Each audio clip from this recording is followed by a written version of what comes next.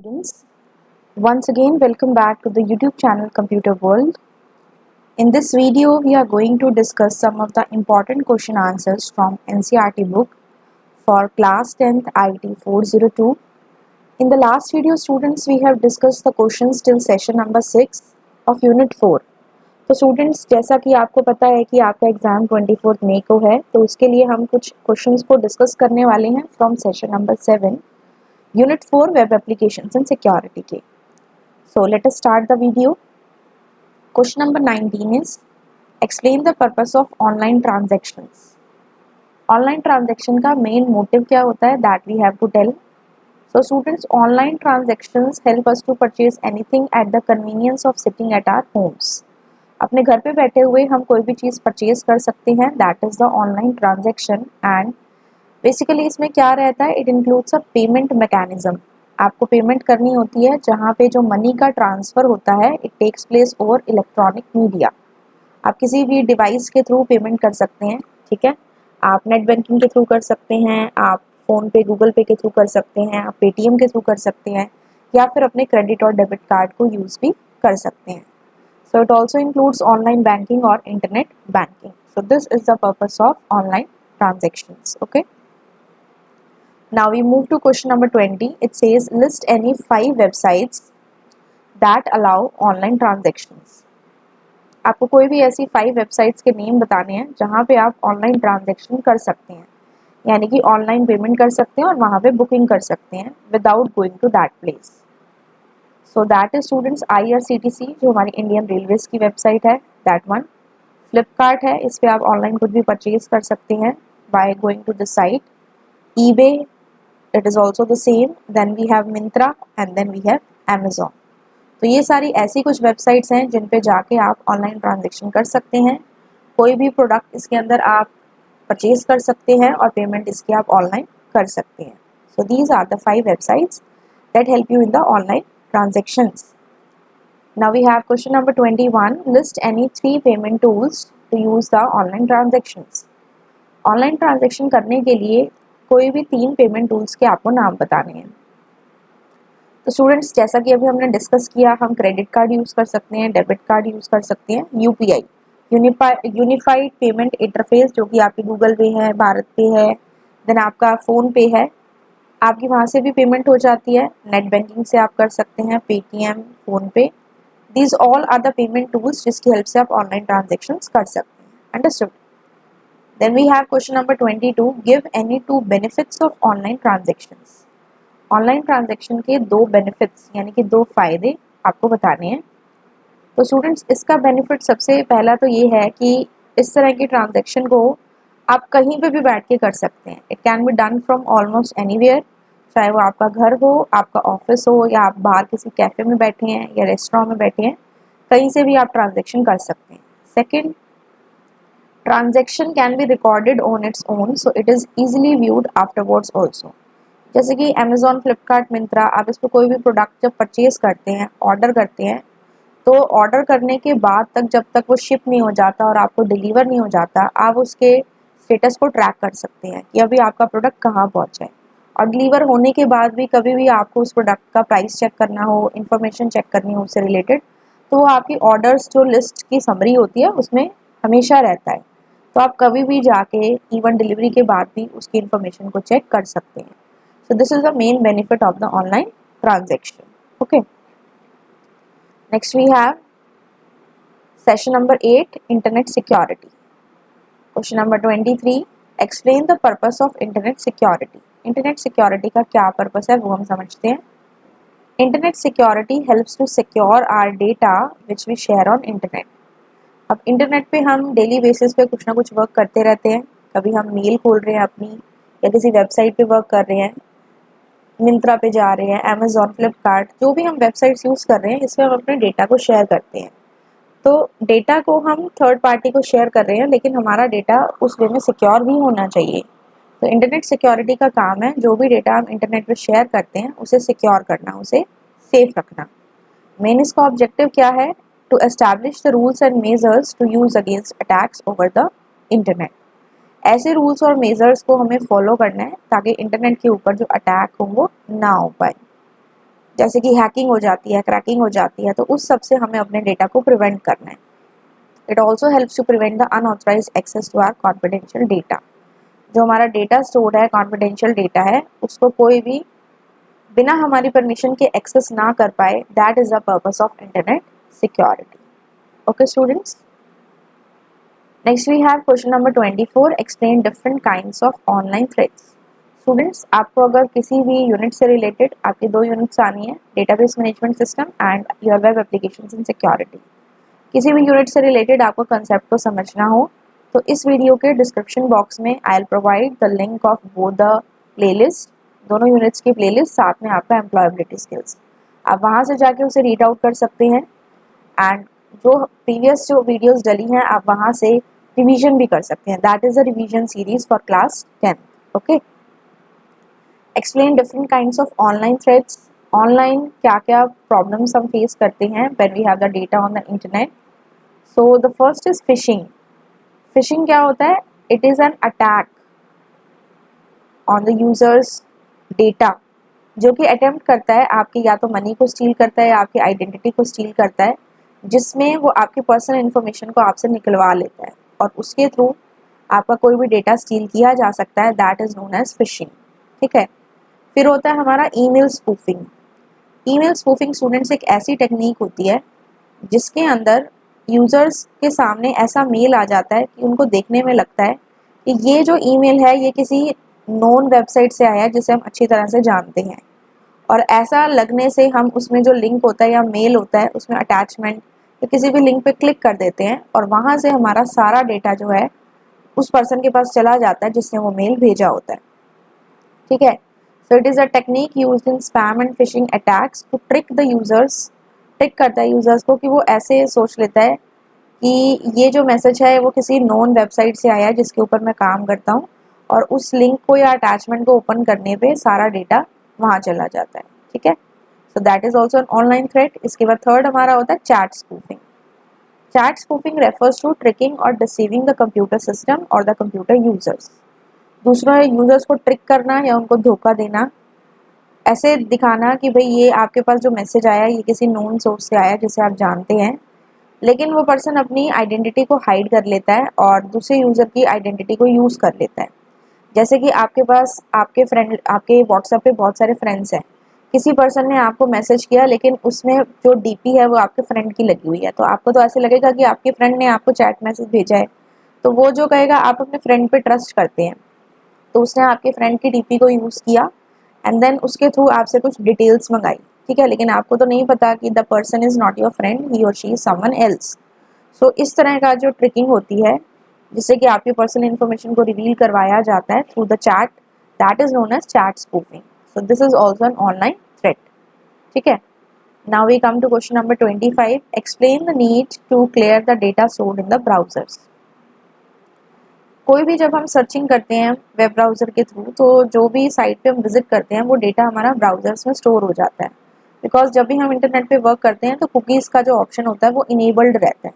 ठीक है, अब कुकीज़ क्या होती हैं? छोटी छोटी टेक्स्ट फाइल्स होती हैं जो ऐसे डेटा को स्टोर करती हैं जो भी आप इंटरनेट पे सर्च करते हैं या सर्फिंग करते हैं। ठीक है, तो आप इस डेटा को कैसे क्लियर कर सकते हैं या क्यों करना चाहिए? Browsers often prompt to save user names and passwords when user attempt to log on to website. आप किसी वेबसाइट पे लॉगिन करते हैं या किसी मेल आईडी पे लॉगिन करते हैं, तो करने के बाद आपने देखा होगा ऊपर एक बॉक्स आ जाता है जिसमें आपको कहता है कि save the password for this site. तो वहाँ पे आपको हमेशा नेवर पे क्लिक करना चाहिए, क्योंकि अगर आप येस कर देते हैं तो नेक्स्ट टाइम क्या करता है वो डायरेक्ट उसमें लॉगिन करा देता है। ठीक है, और बेसिकली अगर हम अपने नॉर्मल अपने सिस्टम पे, पर्सनल सिस्टम पे काम कर रहे हैं तो इतना ज़्यादा कोई प्रॉब्लम नहीं है, लेकिन अगर आप किसी बाहर शेयर्ड कंप्यूटर पे वर्क कर रहे हैं या किसी कैफ़े में जाके कर रहे हैं तो वहाँ पे कभी भी आपको अपने जो आईडी के पासवर्ड्स या जो आपकी लॉगिन आईडी होती है उसे सेव नहीं कराना चाहिए। सो ब्राउज़र्स क्या करते हैं, कुकीज़ की फॉर्म में जो भी हम साइट्स विजिट करते हैं या वेब पेजेस या डेटा या जो भी हमारी ब्राउजिंग हिस्ट्री होती है उसे सेव करके रख लेते हैं। कभी भी पब्लिक और शेयर्ड कंप्यूटर के ऊपर हमें इस तरह के डेटा को कुकीज़ अनेबल नहीं करनी चाहिए, वहाँ पे कुकीज़ को डिसेबल करना चाहिए और जो भी डेटा ब्राउज़र में जा रहा है उस डेटा को क्लियर कर देना चाहिए।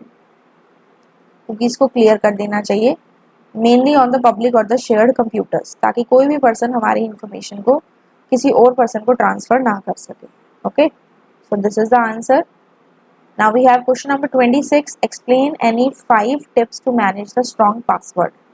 स्ट्रॉन्ग पासवर्ड को मैनेज करने के लिए आपको 5 टिप्स बताने हैं। The first one is password should be of at least 8 characters और मोर।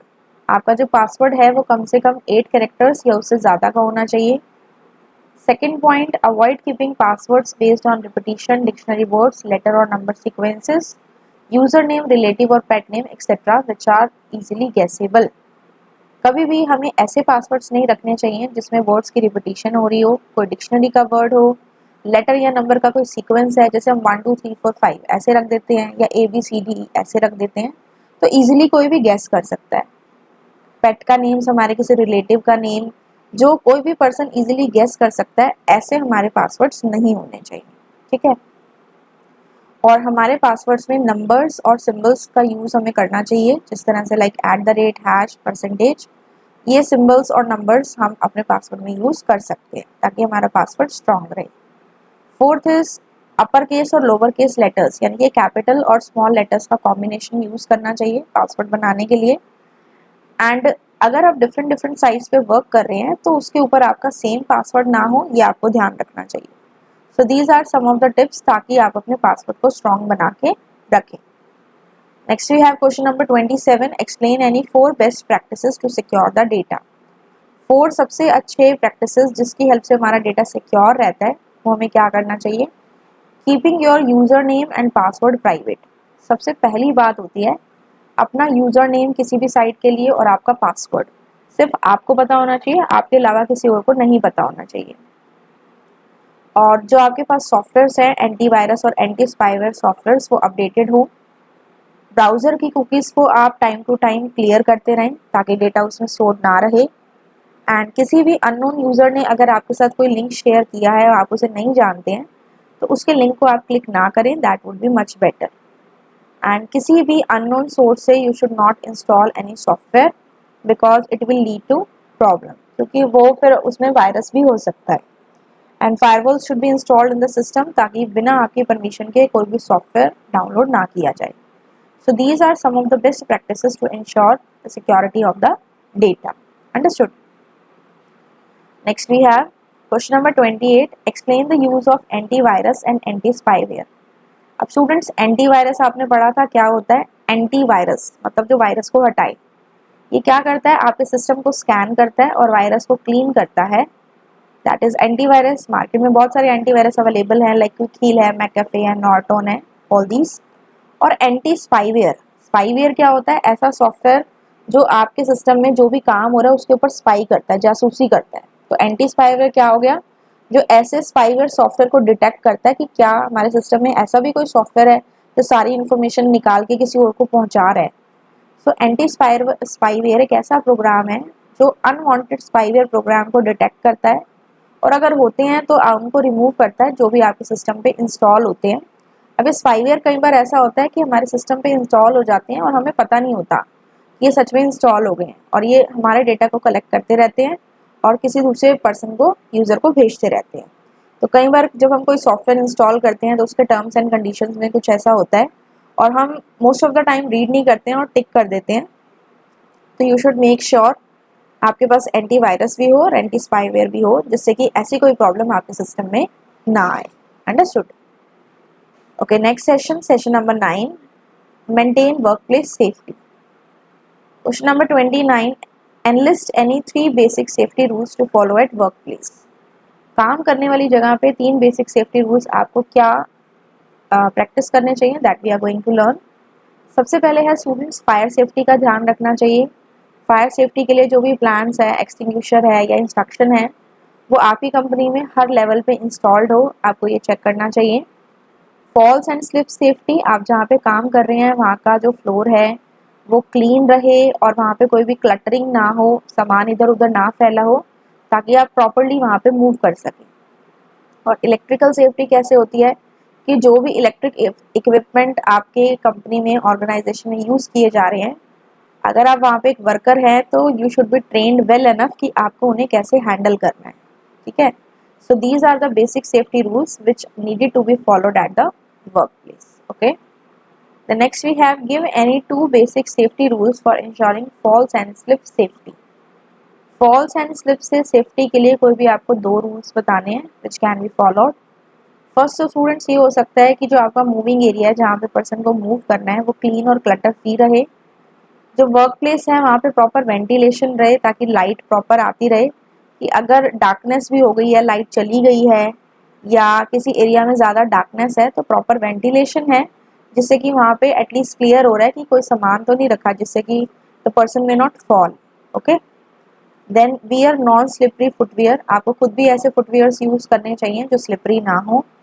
Floors must be clean and dry, clean and dry मतलब वहाँ पे कुछ ऑयल ना गिरा हो या डस्ट ना हो, और अगर ऐसा कुछ है so that things should be immediately clean, understood. So these are the rules for ensuring कि आपके वर्क प्लेस पे कोई भी फॉल या स्लिप ना हो, ठीक है। Question number 31, give any two electrical safety rules in an organisation. Electrical safety rules बताने हैं। इलेक्ट्रिकल इक्विपमेंट जो भी आप यूज़ कर रहे हैं वो एक रिकॉग्नाइज ऑर्गेनाइजेशन से अप्रूव की गई हो कि ये स्टैंडर्ड है इसका, इसमें कोई भी कुछ ऐसा सामान यूज़ नहीं किया गया विच में harm the user, so that should be approved by the recognise organisation. And जो भी वर्कर्स वहाँ पे काम कर रहे हैं उनको ट्रेन किया जाए कैसे इलेक्ट्रिक इक्विपमेंट को सेफली हैंडल करना है, ठीक है। इसके बाद है explain any two first aid safety rules. अब फर्स्ट एड हमने पढ़ा है, first help which is given to an injured person, जब तक कि एम्बुलेंस नहीं आती है या उसके लिए कोई फर्स्ट एड अराइव नहीं होती है तब तक। तो फर्स्ट एड के कुछ रूल्स पढ़ेंगे स्टूडेंट्स। फर्स्ट है assure the injured person to remain calm and not to panic. उस टाइम हमें ये ध्यान रखना है कि जो भी पर्सन इंजर्ड है वो काम रहे, टेंशन ना ले, and he should not take tension about his और हर इंजरी, बिकॉज अगर उसे टेंशन हुई तो उसकी कंडीशन जो है वो और वर्स हो जाएगी, बिकॉज साइकोलॉजिकल भी कुछ चीज़ें होती हैं। जब हमें कोई चोट लगती है, हमें पेन हो रहा होता है तो माइंड में भी वही चीज़ें घूमती रहती है, तो we have to take care कि that person remains in the calm position, ठीक है। एंड अगर किसी पर्सन को कोई शॉक लग गया है तो keep them warm so that कोई भी प्रॉब्लम ना हो उसको, एंड ही और she should be kept warm ताकि किसी भी रीज़न की वजह से कंडीशन जो है और डिटीरियोरेट ना करे। So these are the first aid rules, okay. Next is question number 33, what do you mean by occupational hazards. Occupational hazard students क्या होते हैं, ये किसी भी ऑक्यूपेशन से रिलेटेड होते हैं। ऑक्यूपेशनल हैजर्ड एक इलनेस है जो कोई भी अपनी ऑक्यूपेशन से एक्वायर कर लेता है, ठीक है। यानी कि जो आप वर्क करते हैं, जो आपका ऑक्यूपेशन है, जो आपकी जॉब है, उसकी वजह से अगर कोई प्रॉब्लम हो रही है वो होता है ऑक्यूपेशनल हैजर्ड। फॉर एग्जांपल अगर कोई पर्सन केमिकल की फैक्ट्री में काम कर रहा है तो हो सकता है उसे किसी केमिकल से एलर्जी हो जाए, कोई प्रॉब्लम हो जाए, तो ये क्या हुआ ऑक्यूपेशनल हैजर्ड, अंडरस्टूड। कोई पर्सन मान लीजिए कॉटन की फैक्ट्री में काम कर रहा है तो कॉटन के जो पार्टिकल्स होते हैं इनहेल करने से लंग्स में प्रॉब्लम हो जाती है, वो भी आपका किसके अंडर आएगा, ऑक्यूपेशनल हैजर्ड, ठीक है। अब ऑक्यूपेशनल हैजर्ड के भी टाइप्स होते हैं, 3 types of occupational hazard. Question number 34 यही कह रहा है, list any 3 types of occupational hazards. तो स्टूडेंट्स ये हमारे कौन कौन से होते हैं, physical hazard, chemical hazard and biological hazard, ठीक है। फिजिकल हैजर्ड जो किसी भी इंजरी की वजह से हो जाते हैं काम करते हुए, ठीक है, आपको कोई चोट लग गई, कोई पार्ट लग गया, इस तरह से। केमिकल हैजर्ड्स जो केमिकल की वजह से हो जाते हैं, कोई भी कंपनी में या फैक्ट्री में कोई केमिकल यूज़ किया हुआ है उसकी वजह से एलर्जी हो गई। और बायोलॉजिकल हैजर्ड्स ऐसे हैं जो हमारी बॉडी से रिलेटेड होते हैं, काम करते हुए विद जो हमारी बॉडी में बहुत इफेक्ट डालते हैं, that are the biological hazards, ठीक है। नेक्स्ट होता है स्टूडेंट्स हमारा session number 10, that we are having is prevent accidents and emergencies. So question number 35 says explain the terms accident and emergency. So students, accident क्या होता है, an unfortunate incident that occurs unintentionally causing hazardous result or injury or unwanted results. तो accidents क्या होता है students, एक unfortunate incident जो हमारी इंटेंशन से नहीं होता, एकदम से सडनली हो जाता है, जिससे कि पर्सन को प्रॉब्लम हो सकती है, इंजरी हो सकती है and it can cause unwanted results. ठीक है। और इमरजेंसी क्या होती है? एक अनएक्सपेक्टेड सिचुएशन होती है जिसमें इमीडिएट अटेंशन चाहिए और एक्शन चाहिए, that is called as emergency. ठीक है। जैसे कि अभी आप देख रहे हैं बिहार में फ्लड की सिचुएशन है, तो वो एक इमरजेंसी है, क्योंकि वो हमने एक्सपेक्ट नहीं किया था कि ऐसा होगा, लेकिन हो गया। तो अब उस टाइम उस चीज़ पे ध्यान देना बहुत ज़रूरी है और इमीडिएट अटेंशन देना और उसके ऊपर एक्शन लेना बहुत ज़रूरी है, तो उसे हम क्या कहेंगे? That is an emergency. ठीक है। Next is enlist any 4 types of accidents. 4 types of accidents हमें बताने हैं। तो एक्सीडेंट्स एट वर्क प्लेस पे एक्सीडेंट हो जाते हैं, जो कि स्लिप एंड फॉल एक्सीडेंट हो सकते हैं। कोई इंडस्ट्रियल डिजीज़ या इलनेस हो सकता है, किसी इंडस्ट्री में काम करते हुए किसी पर्सन को प्रॉब्लम हो सकती है। रोड ट्रैफिक एक्सीडेंट्स हो सकते हैं, क्लिनिकल एक्सीडेंट्स हो सकते हैं। कोई भी पर्सन किसी चीज़ के लिए किसी हॉस्पिटल में या क्लिनिक में गया और वहाँ पे कोई मिसहैपनिंग होगी तो वो क्लिनिकल एक्सीडेंट्स में आएगा। इसी तरह से स्पोर्ट्स रिलेटेड एक्सीडेंट हो सकते हैं। कोई भी स्पोर्ट्स प्ले करते हुए अगर आपको चोट लग जाती है या इंजरी हो जाती है, that is sports related accident. Okay. Next we are having is give any 3 situations of emergency that require evacuation. ऐसी 3 सिचुएशंस बतानी है इमरजेंसी की जिसमें हमें उस प्लेस को वैकेट करना पड़ता है, खाली करना पड़ता है। तो ऐसी सिचुएशन कोई भी हो सकती है, जो भी कोई इमरजेंसी होगी वो ही ऐसी सिचुएशन होगी। फायर हो जाए, एक्सप्लोजन हो जाए, फ्लड्स आ जाएं, अर्थक्वेक आ जाए, हरिकेन आ जाए, टॉर्नेडो हो जाए, टॉक्सिक मटेरियल रिलीज होने लग जाए, या सिविल डिस्टर्बेंस हो जाए, लोगों का आपस में झगड़ा हो जाए, वर्क प्लेस पे कुछ प्रॉब्लम हो जाए, वायलेंस हो जाए। So that all are the emergency situations जहाँ पे हमें उस प्लेस को वैकेट करवाना पड़ता है। ठीक है। Next is give any 2 ways to handle the accidents. Accidents को हमें कैसे हैंडल करना चाहिए? तो स्टूडेंट्स, एक्सीडेंट्स को बहुत ध्यान से हैंडल करना चाहिए। हर ऑर्गेनाइजेशन जो है वो SOP को फॉलो करे फॉर एक्सीडेंट हैंडलिंग और स्टैंडर्ड ऑपरेटिंग प्रोसीजर। किसी भी एक्सीडेंट को हैंडल करने का जो एक बेसिक तरीका होता है, जो एक बेसिक प्रोसीजर होता है, that should be followed.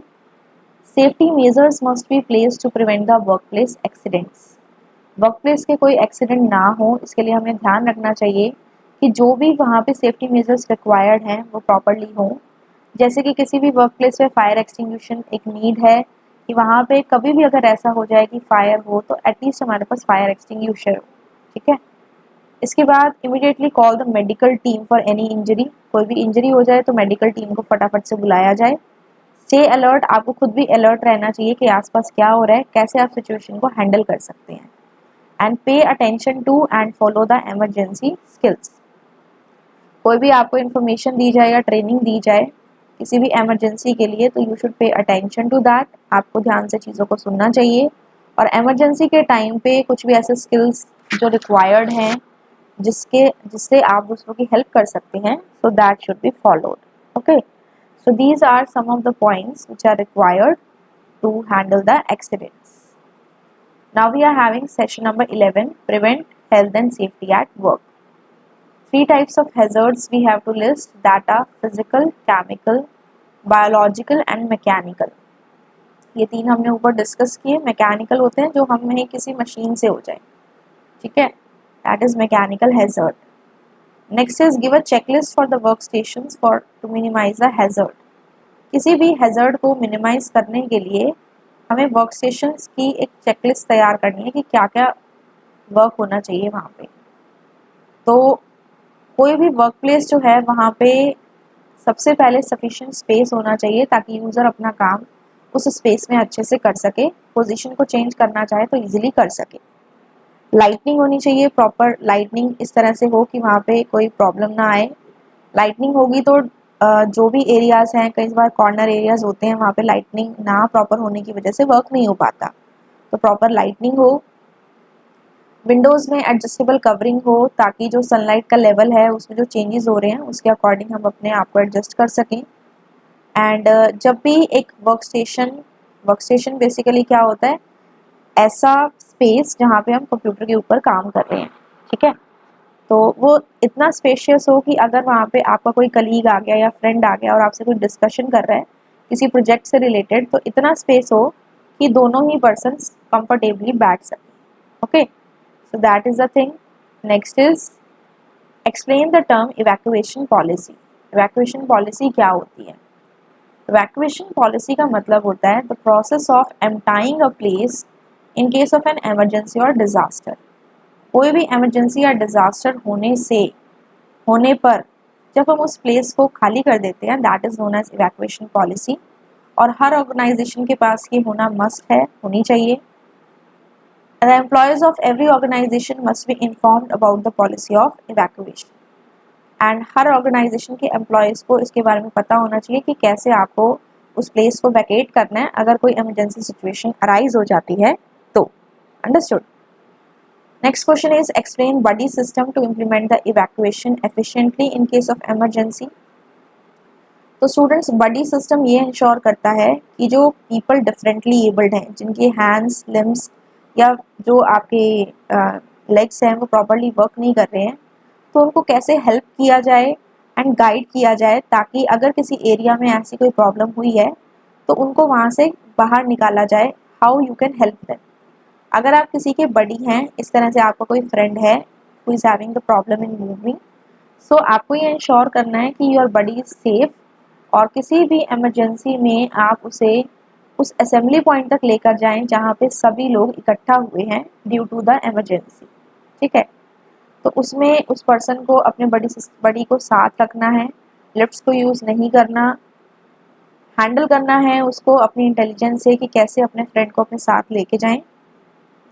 And वहाँ पे आप different different tools and techniques का यूज़ कर सकते हैं to ensure that your buddy is safe. Okay, question number 43, explain the terms floor plans and assembly areas. Floor plans and assembly areas क्या होते हैं स्टूडेंट्स? फ्लोर प्लान्स का मतलब होता है इवैक्यूएशन रूट्स को दिखाना, शो करना। एक वर्क एरिया में बाहर निकलने के बहुत सारे रास्ते हो सकते हैं, तो अगर वहाँ पे प्रॉपर एरो से मार्क है या किसी तरह से मार्किंग है जिससे कि पता लग रहा है कि ये जो पाथ है ये बाहर जाने का है, so in that case that thing is known as floor plans. और एक ऑर्गेनाइजेशन में ये सारे एम्प्लॉयज़ की रिस्पॉन्सिबिलिटी है कि वो इन प्लान्स को समझें, सो दैट जब भी ज़रूरत पड़े वो उन्हें यूज़ कर सकें, they can be use in the time of need. ठीक है, और असेंबली एरियाज क्या होते हैं? ऐसा स्पेस जहाँ पे सारे एम्प्लॉयज़ असेंबल होते हैं आफ्टर इवैक्यूएशन। मान लीजिए किसी भी इमरजेंसी की वजह से वर्क प्लेस को खाली करना पड़ा, तो सबको एक जगह इकट्ठा तो किया जाएगा, तो वो जो पॉइंट है वो आपको पहले से पता होना चाहिए और उस स्पेस के बारे में आपको नॉलेज होनी चाहिए, और उस स्पेस पे बिल्कुल यू कैन से कि वहाँ खाली होना चाहिए, उसमें कोई और मटेरियल नहीं होना चाहिए। So it is said that it must be properly taken care of. Understood? So this was the answer. Next is question number 44. Describe the importance of periodic evacuation drills. Time to time इस चीज़ की training देना कि कैसे आप emergency situation में उस area से बाहर निकलेंगे, उसकी इम्पोर्टेंस क्या है। वो बहुत इम्पॉर्टेंट है ताकि जो एम्प्लॉयज़ हैं उनको ये पता हो कि अगर कोई इमरजेंसी आती है तो उन्हें कौन से पाथ को फॉलो करना है and how they have to come out from that one. तो उनको ट्रेन करना चाहिए रेगुलर बेसिस पे कि कैसे आपको उस पाथ को वैकेट करना है इन case of any emergency. Understood? Next is explain the importance of a healthy lifestyle. Healthy lifestyle की क्या इंपॉर्टेंस होती है? अगर आपका लाइफस्टाइल हेल्दी है तो you will be a healthy being. ठीक है, और हेल्दी लिविंग का बहुत ज़्यादा इम्पैक्ट होता है इंडिविजुअल्स पे at home as well as work place पे भी। और अगर कोई वर्कर जो है वो हैप्पी और हेल्दी होगा तो वो अपनी एबिलिटी के अकॉर्डिंग बेस्ट परफॉर्म करेगा। That is the importance of a healthy lifestyle. That is the importance of a healthy lifestyle. Understood? So that is healthy lifestyle. Next we have question number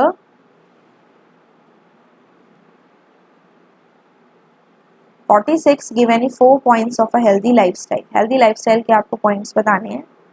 It includes healthy eating habits. आपकी eating habits healthy हो, physical activities करें आप, stress को manage कर पाएँ, healthy mind रहे, sound sleep हो और goal setting हो। हेल्दी लाइफस्टाइल में क्या क्या चीज़ें आती हैं कि आप अच्छा खाना खाएं, हेल्दी खाना खाएं, physical activities like yoga, meditation करें, स्पोर्ट्स प्ले करें, स्ट्रेस को इजीली मैनेज करना सीखें बाय गोइंग टू वैकेशंस और with the help of yoga and meditation. Healthy mind रहे आपका, पॉजिटिव थॉट्स आती रहें, साउंड स्लीप, आप अच्छे से अपनी नींद को पूरी कर पाएँ और आपके लाइफ में आपके गोल्स हों जिन्हें आप अचीव करना चाहते हैं।